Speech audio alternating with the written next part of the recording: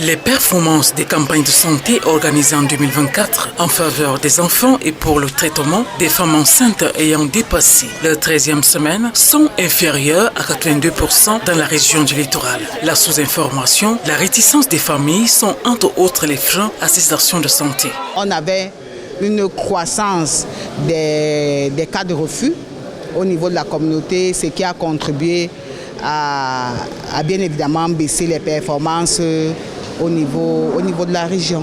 Nous avons non seulement cette administration du vaccin polio oral, mais également la supplémentation des enfants de 12 à 59 mois, parce qu'il faut dire que c'est principalement avec cette cible que nous avons des problèmes de supplémentation au niveau du programme élargi de vaccination. Le bilan peu élogieux réalisé par les professionnels de santé invite à l'implication des parties prenantes pour espérer des résultats efficaces au deuxième tour dont le lancement est prévu dans quelques jours.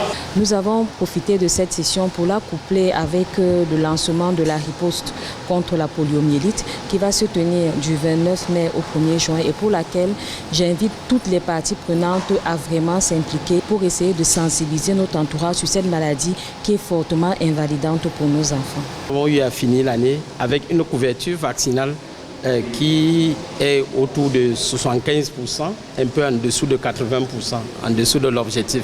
Au début de l'année dernière, on avait eu seulement 6 districts de santé qui ont été acceptés à l'enquête, mais au cours de la dernière campagne du dernier trimestre 2024, on a eu jusqu'à 12, pratiquement le double. Nous voulons que nos 24 districts de santé puissent passer cette enquête parce que les résultats administratifs sont bons, mais c'est plutôt les résultats des enquêtes qui sont considérés à l'échelle internationale. Durant cette phase, le public va bénéficier du pré-enrôlement à la couverture santé universelle qui sera bientôt implémentée dans la région du littoral. Et on va bien évidemment faire un pré-enrôlement à la CSU. On sait tous ce que c'est que la CSU.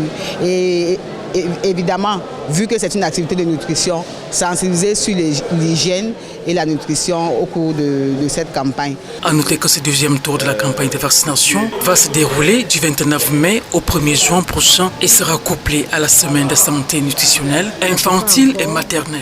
Avant la séance de vaccination,